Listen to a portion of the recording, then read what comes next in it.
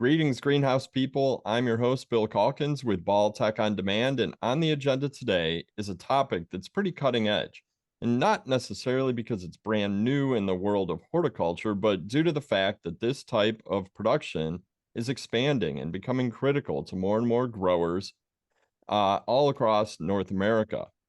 And I'm talking about tissue culture. And like you, I'm excited to hear more about this from our guests today, both of whom have tremendous knowledge to share from research and application perspectives. Specifically, they're discussing tissue culture acclimation and the key components to success in ornamental plant production.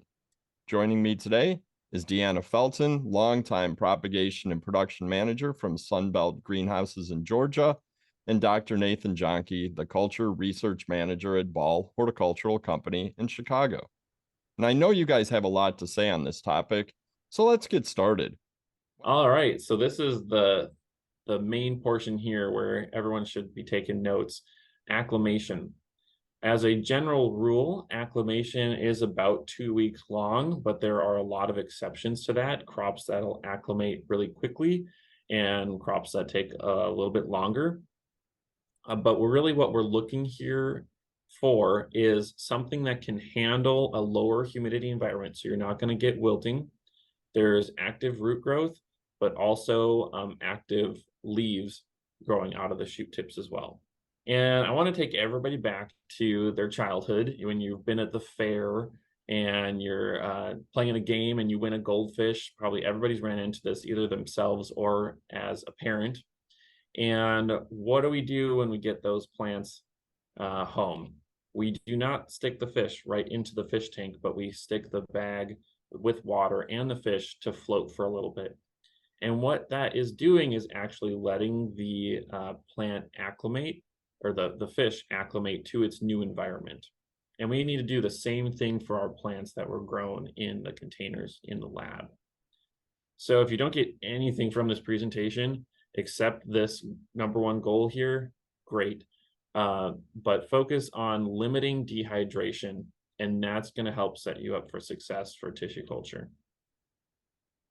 I'm going to get into the science a little bit behind that here, so bear with me, but we need to know why tissue culture dehydrates in order to prevent it. And two of those components are cuticle and roots. Now, the cuticle is basically like our skin. It prevents dehydration and water basically just leaking out of us. And so plants have this waxy cuticle layer on top of their surfaces, which prevents dehydration and water just pouring out of it. And because tissue culture is grown in a container that's closed off, it's 100% humidity in there, it's growing in jello. They really don't have a need for this cuticle to develop. And so that's why they dehydrate so quickly. And if you don't believe me, when you get your first tissue culture, take one out of the flask and just walk around with it for 15 minutes in the greenhouse. It'll start wilting. The second part of that are these roots, and we called them water roots before. And the reason this is, when you have unrooted cutting growing roots in a very saturated media, there's no root hairs on there. And so basically that's what this is growing in. It's growing in jello. And so they're really not efficient at taking up water, one, because they're living in it, and two, because it's super really high humidity. And for a while, it was actually thought that a lot of water roots are useful after sticking. But we've done some research and actually seen that with the delphinium, at least, once you stick that, if you have the correct environment, those water roots continue to grow. And even within 24 hours, you can get root hair development. So that's why the root health is important, but also that they're shorter, because if you stick something that has short roots, this plantlet is going to attach to the substrate right here instead of something, say it has roots down here. Now the attachment point's down at the bottom of the cell. So that's going to give you a nice good pull once that liner is rooted. The last thing to consider are chloroplasts. Now, chloroplasts are what does photosynthesis in a plant. So that's where it gets all its energy. And these chloroplasts, while in tissue culture, are sort of disorganized and they're not really useful, right? Because we've provided all of the food for the plant in this auger. And so they're really just sort of lazy. They're just all over the place. They're not aligned correctly. And so this means that plants could be really sensitive to light, but they're also got a time lag to developing their own food. And so this is why tissue culture plantlets need a really steady acclimation to the greenhouse environment to be successful. All right, so uh, we've got multiple different acclimation structures, and some of these include shade cloth, remay or cheesecloth, plastic, and you could also use a cooler or a chamber. And we've got different examples of these on the slide. And basically, all of these are either limiting the amount of light that the plants receive or helping hold in humidity. And you'll want to play around with these depending on your greenhouse environment. If you can maintain your humidity pretty well, but you need a little bit more control, Remay is a great option. If you have got a lot of heat, say HPS, plastic might be a little bit more helpful to prevent more dehydration. But Sunbelt, you guys have a great setup, right? I actually really like it. Yes. What we did, it was simple. What we did was take a table and we put some black plastic on it with they're expanded metal moving tables. And then we set some clean new plug trays on the bottom. And then we built a frame, and then we cover it with remay. And we're able to put some water in the bottom of that table, just a small amount to help keep that really humid. And then we've also added the dry fog. So we've created a really nice humid environment for our crop. And it depends on the type of environment. We can have where our environment is really, really warm, and we may have fans exhausting. So that creates a lot of air movement. So one of the things that we will do is run the boom over it to try to keep that fabric moist. You can also have that situation occur when we're heating. If it's extremely cold, it may be drying out our environment, and we might have to mist over the fabric a little bit, plus use the dry fog. So the type of environment you have really affects what you're doing with that tissue culture. So your goal is to keep it humid so that your acclimation transition works well.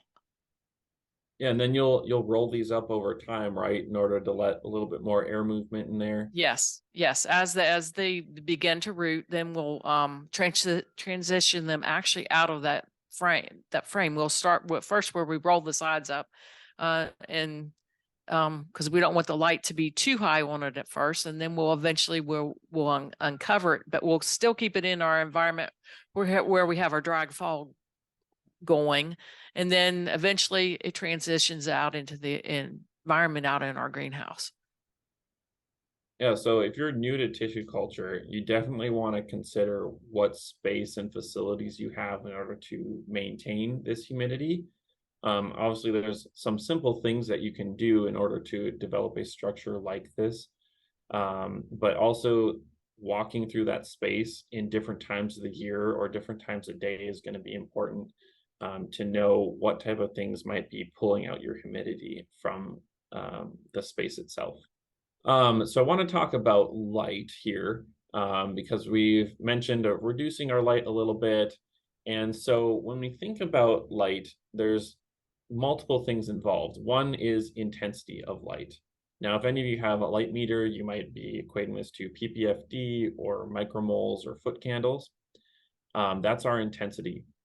Light also consists of a duration. This is more commonly referred to as photoperiod or day length. And one thing that often has been talked about with tissue culture is that people are say it needs low light conditions after sticking. And well, this is not actually true, but a little bit true at the same time. So we did an experiment in a grow tent here with LED lighting. And you'll see the PPFD here, 114, about half at 56, and then a middle range at 75. So we achieved this by putting the plants in proximity to the light fixture up on top. Now, DLI is the total amount of light that a plant has accumulated within a day. So they received 114 micromoles per meter squared per second, and then you have 24 hours on a day, and that's how you can calculate your DLI. So we did this and acclimated these delphinium, and really we didn't see any damage to these plants at these higher PPFD or this higher DLI compared to something that didn't have a high intensity. And that one thing that we were missing in that trial was actually the heat component that light contains.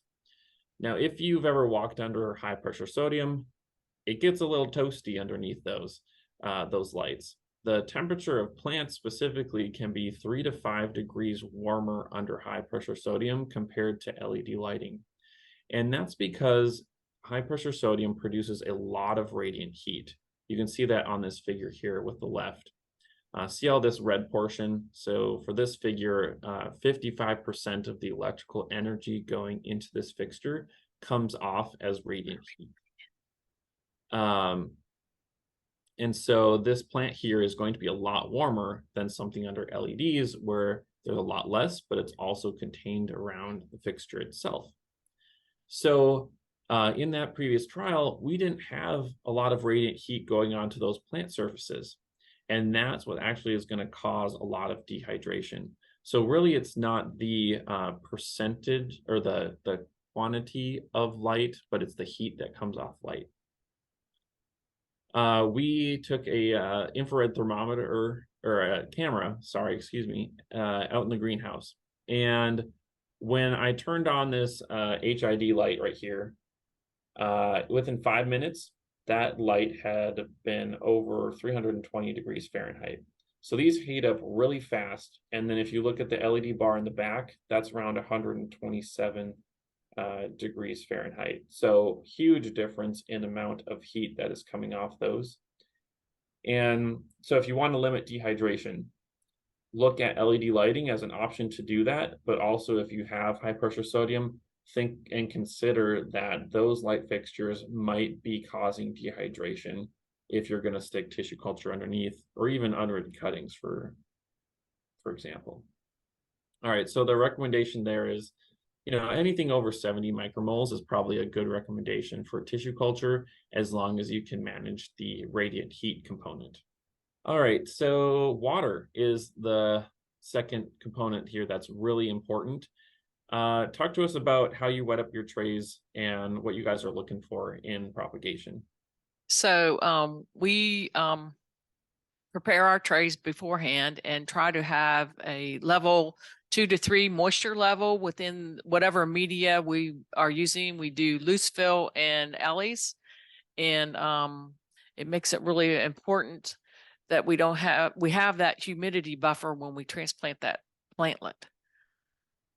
So you'd say probably like similar to unrated cuttings, right? We don't want it super saturated, but we also don't want it super dry, because then we could get what you see here is, plantlets wilt so fast. And so if you don't have the right humidity, or if you have substrate that's really dry, it'll just suck the moisture right out of that cutting. And have you done anything in loose fill, or is it primarily just the LEs? We've done both loose fill and LEs. We've got certain things that we've worked out that do better for us with a really fine root system, such as Rex begonia works really well in the loose fill. So you want the same type of moisture level. Yeah. So water can be in our substrate, but also in the air. And the air actually at this point in acclimation is way more important. And that's because this is what is going to dehydrate. It's got the biggest space that could dehydrate your plantlets.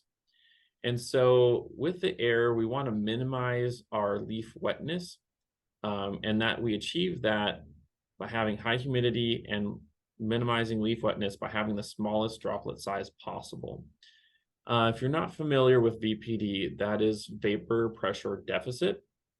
And that's a function of relative humidity up on the top here and temperature.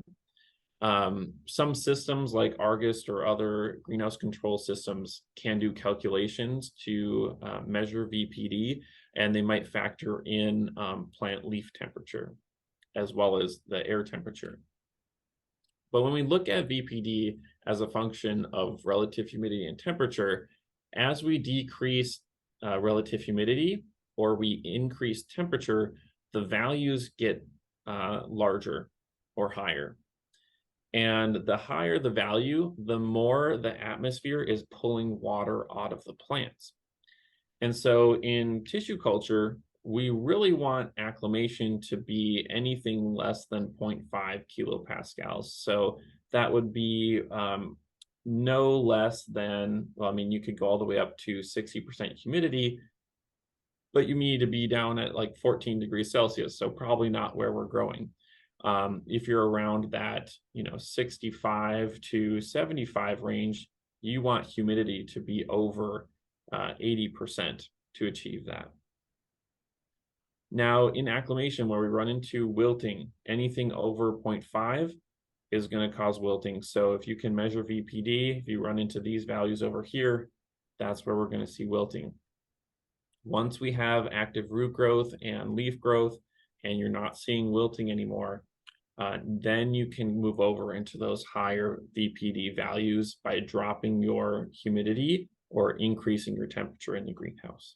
Another thing that we've seen through research here in West Chicago is minimizing leaf movement. So in this bottom video here, you can see these plants shaking, and I actually had this whole chamber at almost 100% relative humidity.